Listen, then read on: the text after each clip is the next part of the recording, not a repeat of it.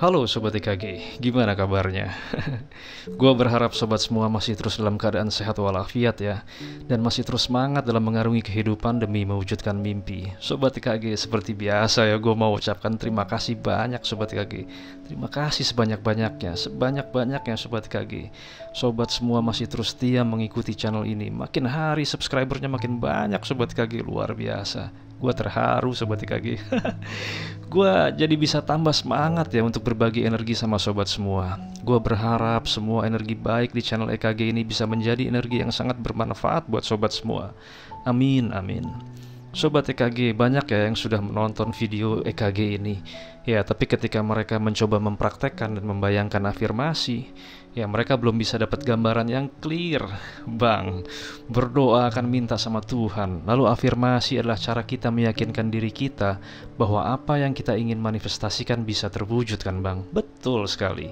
Tapi kenapa ya Bang? Bayangannya kok gelap Bang? Gambaran afirmasi gue nggak kelihatan Bang. Bahkan gue nggak yakin gimana nih Bang. Ya baiklah Sobat EKG. Sobat EKG, di video sebelum-sebelumnya ya gue pernah bagikan ya bahwa berdoa adalah sebuah proses transaksi mental yang ada di dalam diri lu dengan diri lu sendiri. Untuk apa Sobat EKG? Untuk kita sandarkan kepada Tuhan.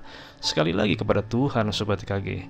Ya, tapi sebelum lu berdoa, lu pastinya punya keinginan yang ingin lu sandarkan, ya kan? Ya nggak? Makanya kalau lu punya pendapat berdoa adalah menyandarkan permintaan kita kepada Sang Pencipta, gua sangat setuju Sobat EKG, gua sangat sependapat. Gua sarankan lu nonton video yang ini ya, sampai jelas, sampai tuntas, agar lu nggak gagal paham. Nah, Sobat EKG, di channel ini gua mau highlight sama lu semua ya. Gua bukan tipikal orang yang selalu berpikir dengan rasional. Dan kalau lu perhatikan kebanyakan di video gua selalu meng-highlight sebuah kekuatan yang bukan berasal dari rasa percaya Sobat EKG, tapi dari rasa yakin.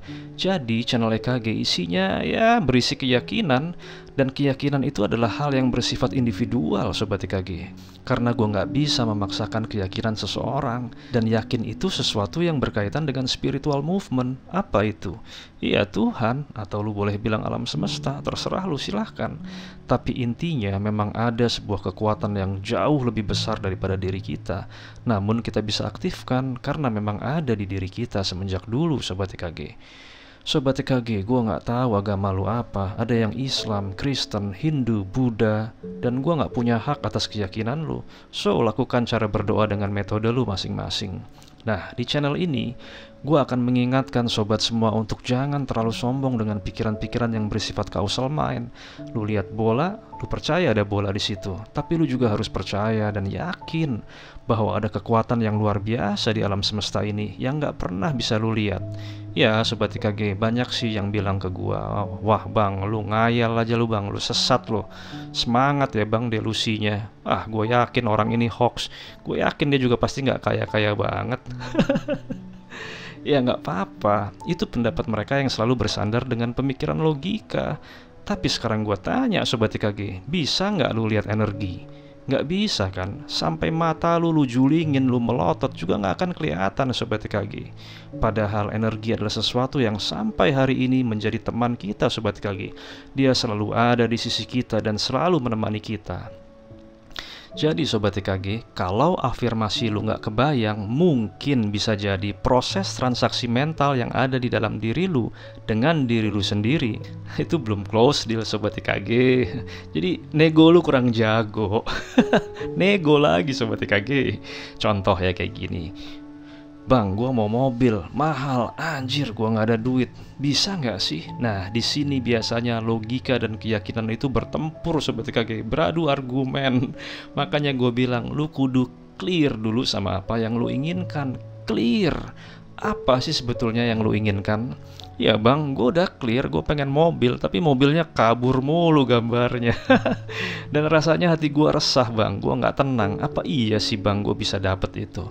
Oke Sobat EKG, sekarang gue akan cerita berdasarkan kisah nyata gue ya.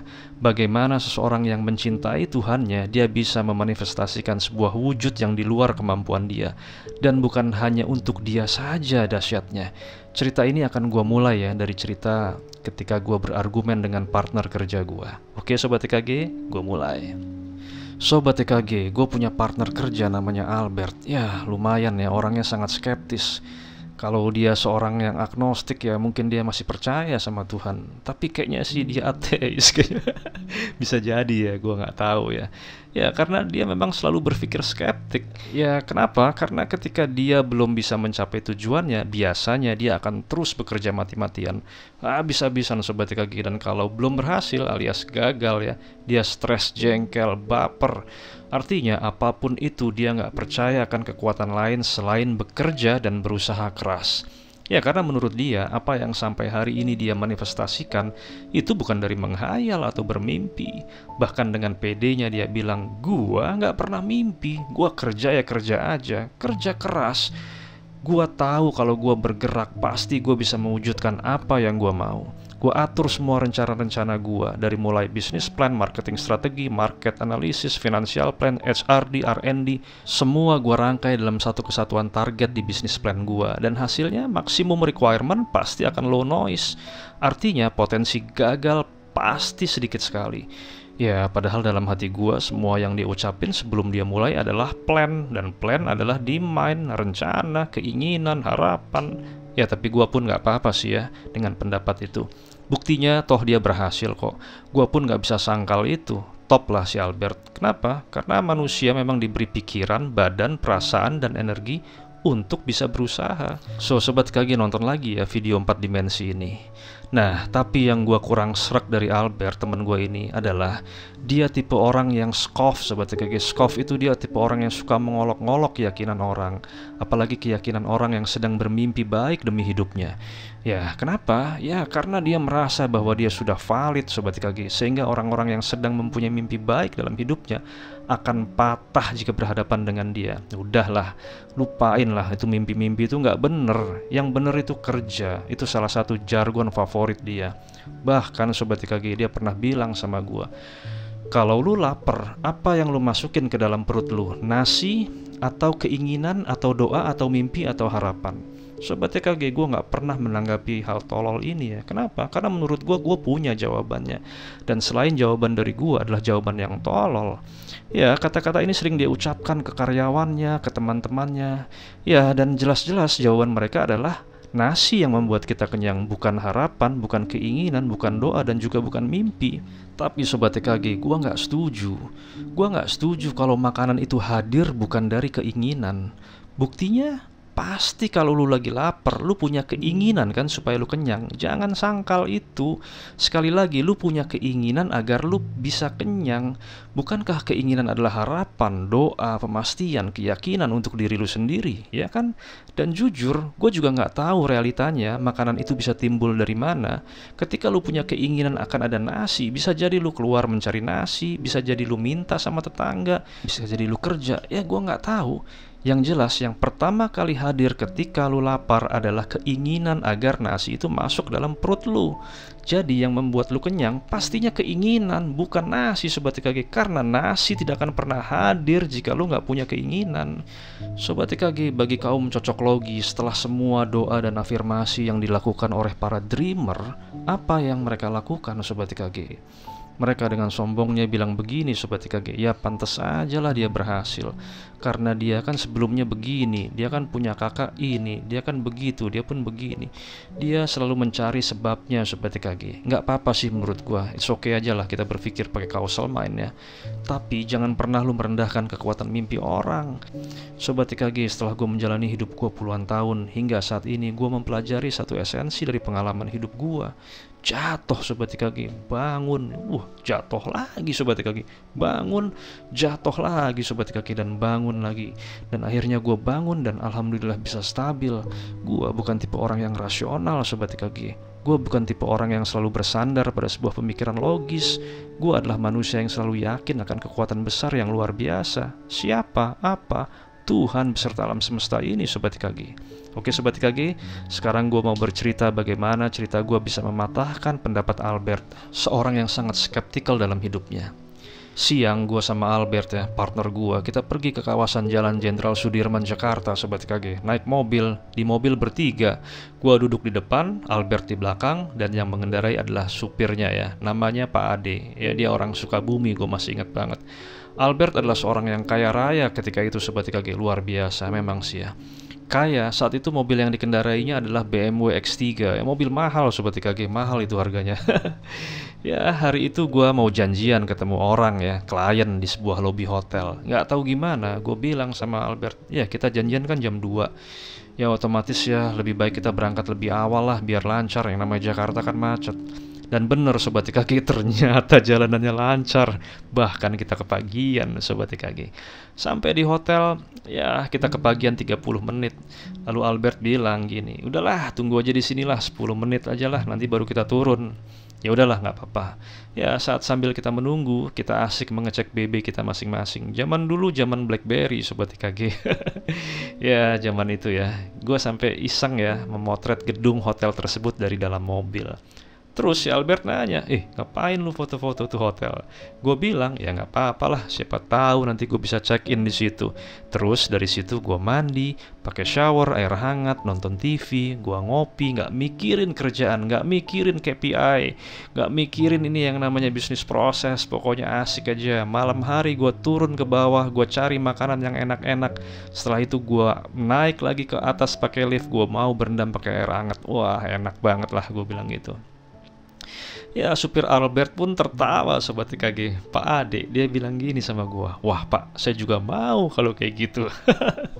Ya akhirnya gue jabanin Sobat TKG. Nah Pak, kalau kayak gitu nanti Bapak buka kamar aja nggak jauh dari tempat saya ya, dari kamar saya. Ajak Pak anak istri nginep di situ. Nanti keluarga Bapak bisa berenang di bawah ya, ada kolam renang. Gue pikiran itu kolam renang ada di bawah aja pokoknya. Asik Pak, amin amin amin gitu ya. Gue tahu Sobat TKG, cerita ini pastinya akan menggelitik si Albert karena dia paling gak suka sama orang ngayal, apalagi di siang bolong ya. Bener Sobat TKG, dia bilang gini, hahaha, yang ngayal emang enak ya, udahlah realistis aja lah. Sobat TKG, seketika itu juga dia merusak hayalan-hayalan gua sama Pak Adi di siang bolong. Kalau gue bayangin tuh si Albert pakai kostum setan, bawa garpu ya. Terus dia punya tanduk warnanya merah, terus dia tusuk-tusukin tuh balon mimpi gua sama Pak Ade. Cus, hancur semua. Perusak kebahagiaan orang. Ya, terus tiba-tiba Pak Ade nanya sama gua Sobat TKG, Pak, kira-kira kalau nginep di hotel itu berapa sih Pak? Ya terus gua jawab, ya sekitar 500 sampai 700 ribu Pak sehari. Mahal ya Pak? Iyalah Pak, ini hotel bintang 4 atau 5 tuh. Wah, habis langsung gaji saya, sambil dia ketawa terus nengok ke belakang, nengok ke Albert. Gua jawab Sobat TKG, ya Pak, paling enggak kita harus punya duit 10 juta Pak, atau 100 juta lah, buat senang-senang Pak. Itu namanya staycation. Gua waktu itu kasih tahu Pak Ade gitu. Lalu Pak Ade bilang, apa Pak? Namanya staycation. Oh, staycation. Ya. Sobat TKG, akhirnya Albert ikut join Sobat TKG. Dia bilang, oke deh lu semua pada mimpi, sekarang lu gua tantangin ya. Kalau hari ini, jam ini juga lu dapat uang 100 juta, bingung kan lu? Kenapa lu bingung? Karena itu nggak mungkin. Nah di situ emosi gua tertantang Sobat TKG. Lalu gua jawab, Bet, kalau jam atau menit ini juga gua dapat uang, gua nggak mau 100 juta Bet. Gue maunya 1 miliar. Ya emang gila sih gue ya. Albert bales, sekarang gini deh, 500 juta aja deh, menurut lu cukup nggak? Terus gue bilang, ya lu gila ya, cukup lah, gila gopek, gue bisa nginep di hotel, gue bawa semua tuh anak-anak, maksudnya anak tuh karyawannya, anak-anak kantor gue bawa semua, gue sewain tuh satu gedung. Nah sekarang anggap aja gini kata dia, ya gue pengen tes seberapa tamak lu sama duit, seberapa tamak lu sama hayalan. Sekarang kalau ada duit 1 miliar, lu mau gak kasih gue 500 juta? Ayo, gue pengen tahu, dia bilang gitu. Gue tantang lu. Gue tantang nih sama mimpi lu. Gue bilang, gak mau lah, ngapain? Dia jawab, mah kan, lu belum apa-apa, duitnya belum ada, lu udah pelit. Terus dia bilang, oke, sekarang lu dapat 1 M, gue cuma minta 200, dia bilang gitu. Gue bilang, gak mau lah, ogah lah, ngapain gue ngasih lu? Loh, kan lu masih punya 800, kata dia. Enggak, gue gak akan kasih lu. Gimana kalau 100? Turun Sobat TKG, dari 500 dia turun ke 100. Gue bilang, gak akan gue kasih. Terus akhirnya gue kesel, gue bilang, Bet, gue gak akan kasih lu sepeser pun dari uang 1 miliar gue. Terus dia jawab, tuh kan, bener kan, lu tamak. Terus gue bilang, ya enggak lah. Nah, lalu dia bilang, loh, terus apa alasan lo? Gue jawab, ya karena lu terlalu malas untuk bikin hayalan lu sendiri. Dan itu sangat bertolak belakang dengan apa yang lu bilang sama anak-anak. Anak-anak tuh karyawan ya. Kerja, kerja, jangan malas. Ternyata lu sendiri adalah seorang pemalas. Jreng, Sobat IKG. Pak Ade saat itu tersenyum dan agak kaget ya. Albert merasa disudutkan. Ya, gue saat itu lagi agak emosi ya. Hari itu mood gue lagi rusak. Gue lupa ya kenapa ya. Lagi jelek aja mood gue. Terus Albert akhirnya berargumen sama gue. Dia bilang, ya elah pak, lagian semua itu kan cuma mimpi, hayalan, halu. Sensi amat lu gitu doang. Terus gue tambah jengkel Sobat IKG. Gue jawab, ya kalau itu hayalan, kenapa lu ngotot ngemis minta uang hayalan gue yang 1M? Lu minta 500 gue gak kasih. Lu turun sampai 300 gue gak kasih. Lu minta sampai ngemis sampai 100 juta. Jreng Sobat IKG. Singkatnya ya Sobat IKG, kita akhirnya turun dari mobil dan bertemu sama klien kita ya. Dan ketika meeting itu Albert mukanya kusut Sobat IKG. Dia gak konsen, seperti ada perasaan jengkel ya sama gua. Kesel ya, mungkin karena gua telah meninju dia di depan supirnya. Besoknya gue ketemu lagi sama dia Sobat IKG. Gue ketemu lagi sama Albert ya. Terus dia bilang gini sama gue, pak, next time kalau lu lagi ngayal-ngayal, lu lagi halu-halu itu, gak usah lalu di depan supir gue kayak gitu. Kayaknya dia kesel ya Sobat IKG. Terus dia bilang, lu kayak tai lu pak. Gue jadi inget lagi ya cerita ini. Dia bilang gitu, serius Sobat IKG. Dia bilang, lu tuh kayak tai. Dia bilang gitu. Ya, gue akuin lah ya, gue salah juga ketika itu. Gue memang mengeraskan kata-kata gue ya di depan supirnya, dan seolah gue meninju dia ya. Lalu gue pun berminta maaf sama dia ya. Udah Bet ya, gue minta maaf ya. Memang gak sepatutnya gue juga harus ngomong seperti itu. Ya, tapi karena waktu itu gue kesel ya. Karena dia begitu skeptikal, tapi dia masuk ke dalam arus cerita gue.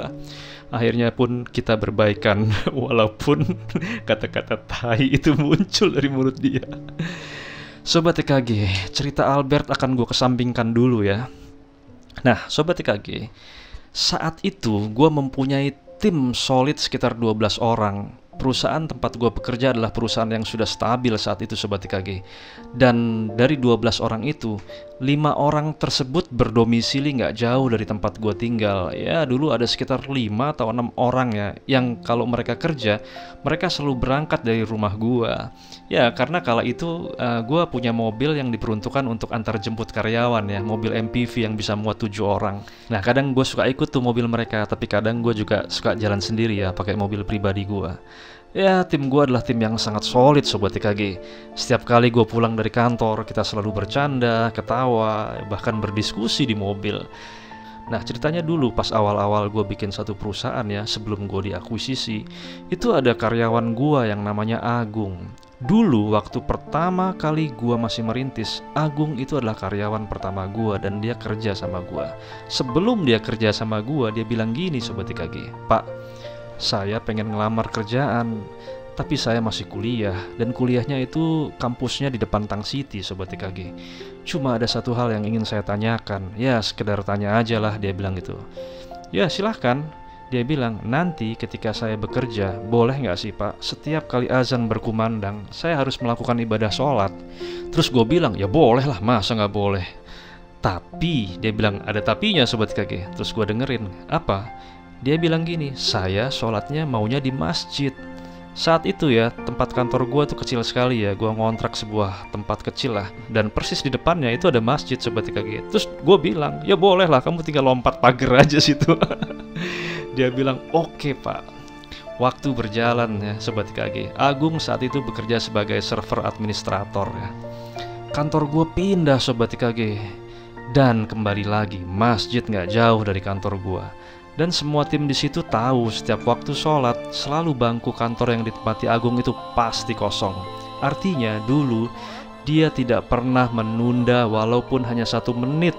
Semua pekerjaan langsung dia stop dengan bahasa dan candaan dia seperti ini Sobat IKG. Stop. Waktunya aneh lapor dan berkhayal baik dan meminta. Gue masih ingat kata-katanya Sobat IKG. Stop. Waktunya aneh lapor dan berkhayal dan meminta. Ya, dan sikap dia itu menjadi kelakuan dan mempunyai pengaruh baik ya di antara karyawan-karyawan gue yang lain ya. Tapi kadang teman-temannya suka bercandain kayak gini Sobat IKG. Gung, gue nitip ya. Nitip apa? Nitip doa maksudnya. Sobat TKG, kantor gue pindah lagi Sobat TKG ke Kemang. Dan di situ, wah, masjid jauh Sobat TKG, isinya tempat dugem semua. Ada bar, resto, pub, dan lain-lain. Ya, tapi untungnya ya, di kantor itu, dekat pelataran parkir, mereka menyediakan tempat sholat yang terbuat dari kayu ya, kayak balai gitu Sobat TKG. Dan ketika pindah, yang pertama kali Agung tanyakan adalah dia bertanya sama satpam, "Pak, masjid ada di mana?" Lalu satpamnya jawab, "Waduh, jauh." Tapi Agung nggak keberatan sih ya. Nah, kalau sholat Jumat biasanya ada satu perusahaan yang menggunakan basementnya Sobat TKG seminggu sekali ya, karena memang masjid jauh Sobat TKG. Jadi kita sholat Jumat itu di basement. Tim kita solid Sobat TKG. Kita selalu dipenuhi dengan kebahagiaan, canda, tawa, lucu, dan lain-lain. Sobat TKG, gue pun selalu memotivasi mereka ya untuk terus bermimpi baik sama hidupnya. Bahkan berhayal Sobat TKG. Sobat TKG, bulan dan tahun, tim gue makin solid. Kita sering makan bareng di pasar modern BSD kalau kita pulang ya.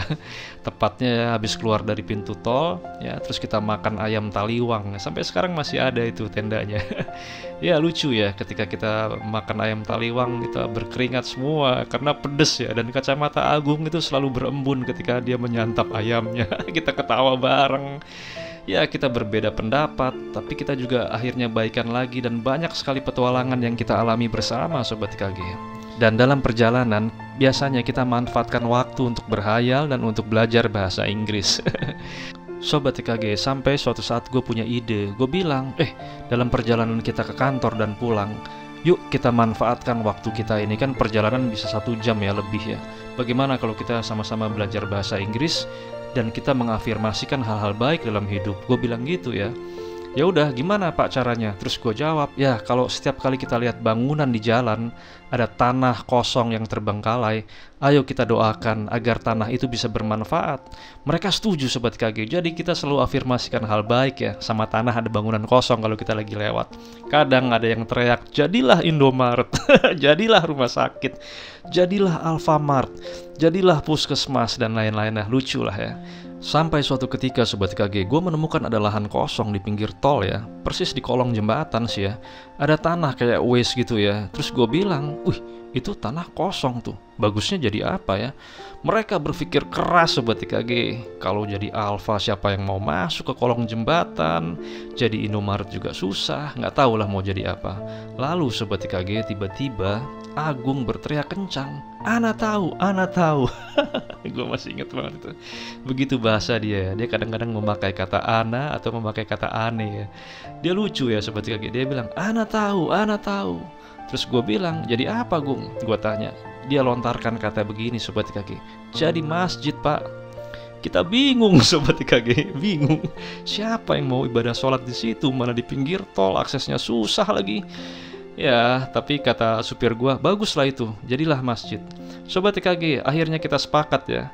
Setiap hari kita berbarengan ya, kerja dari Tangerang ke Kemang, dari Kemang pulang lagi ke Tangerang, kita melewati jalan itu. Dan kita teriak kayak orang gila Sobat TKG. Kayak bilang gini Sobat TKG, jadilah masjid, amin, amin. Dan yang paling bersemangat adalah Agung. Masjid, amin, masjid, amin.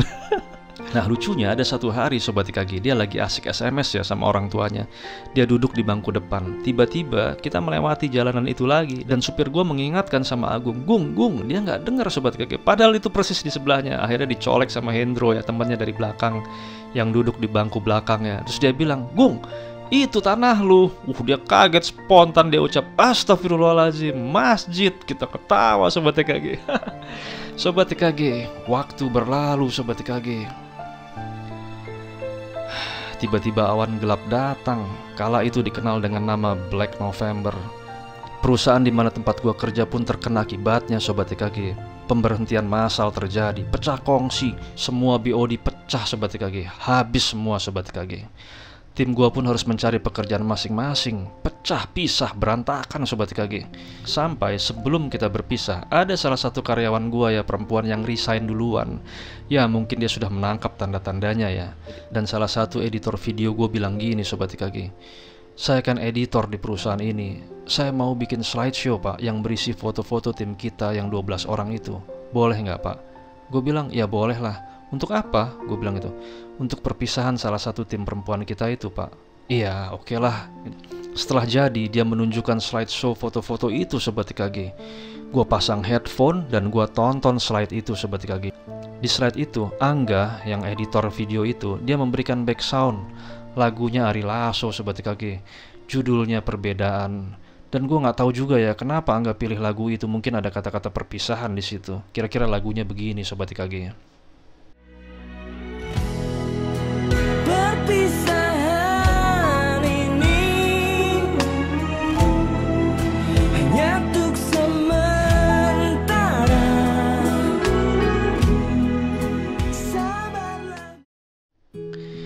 Jreng, gua nonton persis di depan gua ada sekitar 7 orang tim gua Sobat TKG, yang dia belum tahu bahwa sebentar lagi kita akan berpisah. Ya, jujur Sobat TKG, gua nangis saat itu ya. Gua meneteskan air mata. Hendro, salah satu karyawan gua pun melihat. Dia melihat gua lalu dia memalingkan mukanya. Mungkin dia nggak enak ya. Dia pikir gua lagi nonton film drama kali ya. Dan akhirnya ketika saatnya tiba, video itu akhirnya kita putar di satu ruang meeting untuk perpisahan Sobat TKG. Dan kita semua menangis sejadi-jadinya Sobat TKG. Kita teringat masa-masa kita bercanda, masa-masa kita solid dalam satu tim. Ya, ada 10 orang dewasa yang menangis di situ dengan terseduh-seduh. Dan kita pun berpisah Sobat TKG. Sobat TKG, kira-kira 2 tahun berlalu kalau nggak salah ya. Gua nggak pernah melewati jalan itu lagi. Namun pada suatu waktu ya, gua jalan naik motor Sobat TKG, karena saat itu gua lagi nguber waktu ya.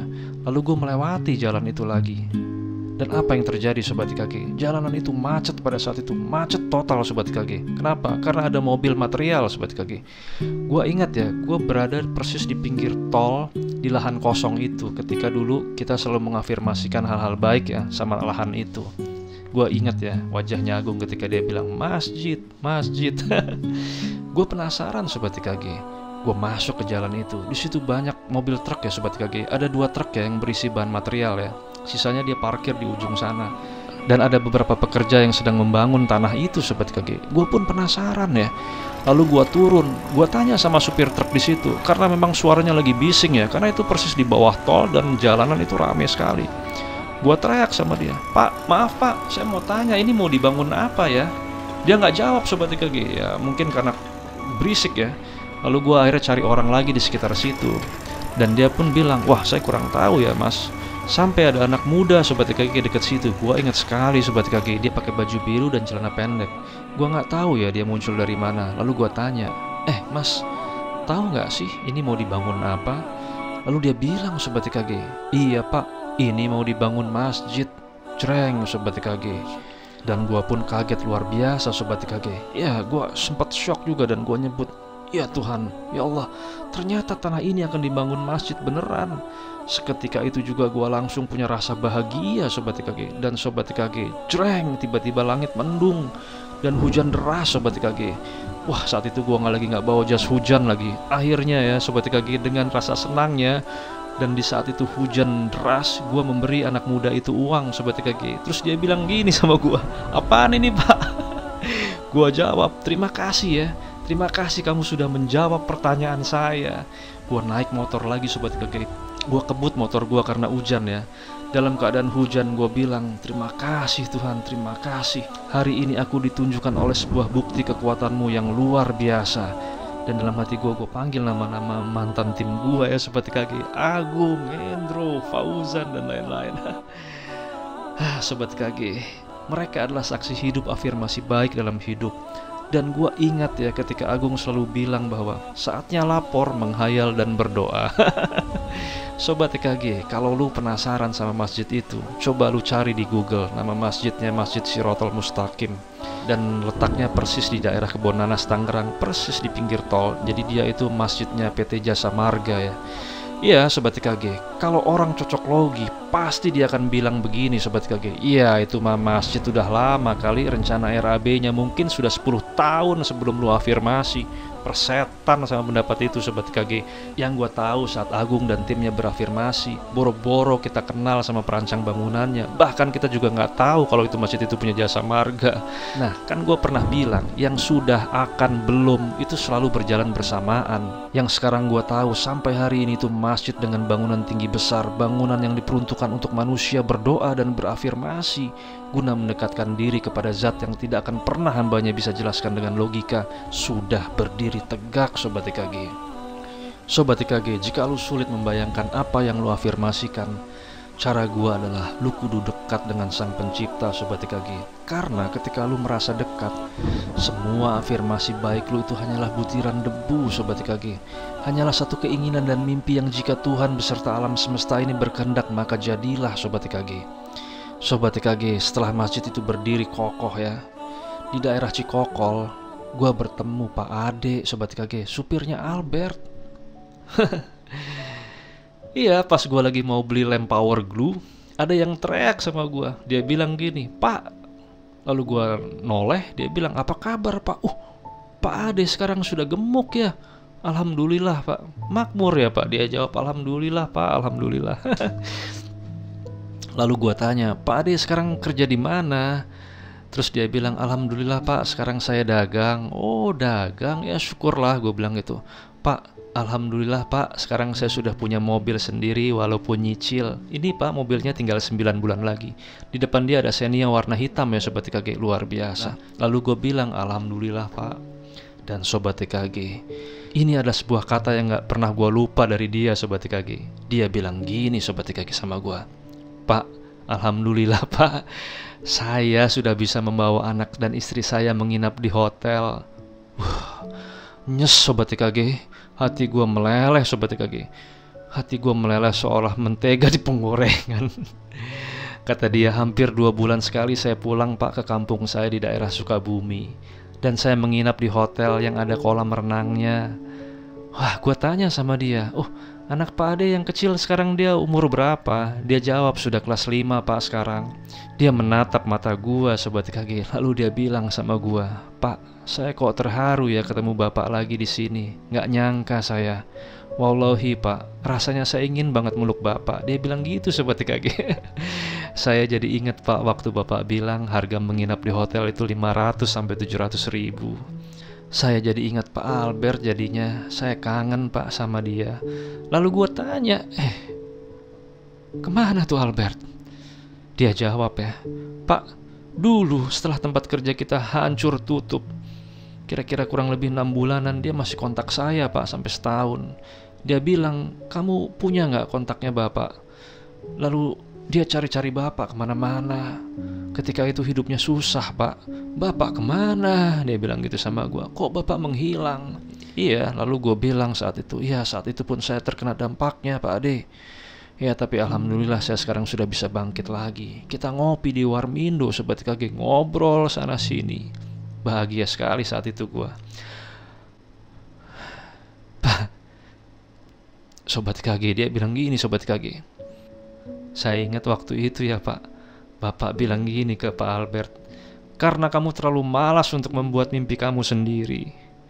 Pak, saya gak akan malas Pak berdoa kepada Tuhan dan berhayal demi keluarga tercinta saya. Bapak yang sehat ya Pak." Sobat TKG, akhirnya saat itu gue melihat Pak Ade ya naik mobil Xenia beserta istrinya. Dan dia mengucapkan, "Assalamualaikum Pak." Dia pamit dan dia sudah bisa membawa mobilnya sendiri Sobat TKG. Sobat TKG, kalau lu ingin bisa merasakan afirmasi dan mimpi baik lu dengan niat baik demi wujud yang baik, gua sarankan Sobat TKG, libatkan satu zat yang memang gak masuk bagian dari logika Sobat TKG. Yakinlah Sobat TKG, lu akan tenang Sobat TKG, tenang, dan lu lepaskan karena lu yakin Tuhan beserta alam semesta ini yang akan mengabulkannya. So Sobat TKG, terus semangat ya. Dan gua titip sama lu semua, terus berdoa, lalu berusaha. Terus berdoa, lalu berusaha Sobat TKG. Salam dari gua. Emang kudu gila.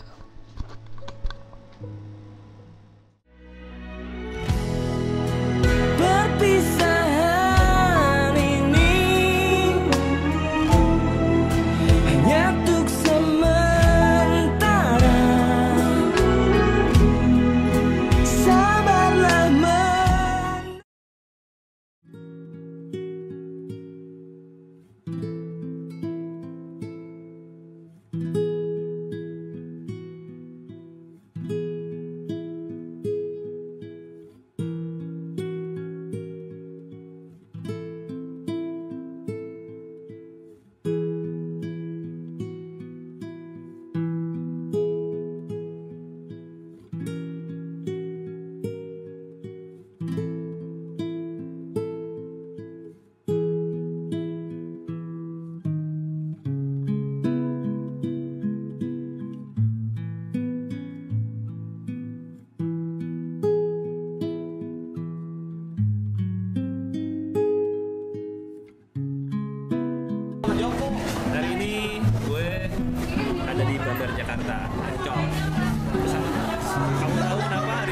sini. Bisa, tapi bukan berarti bisa untuk selamanya. Jadi capai cita-citanya. Ulangi lagi belum direkam. Enggak bohong. Di sini banyak bandar. Di sini banyak bandar. Itu sampingnya bandara apaan tuh? Bandar cewek. Bandar narkoba apa? Bandar cewek.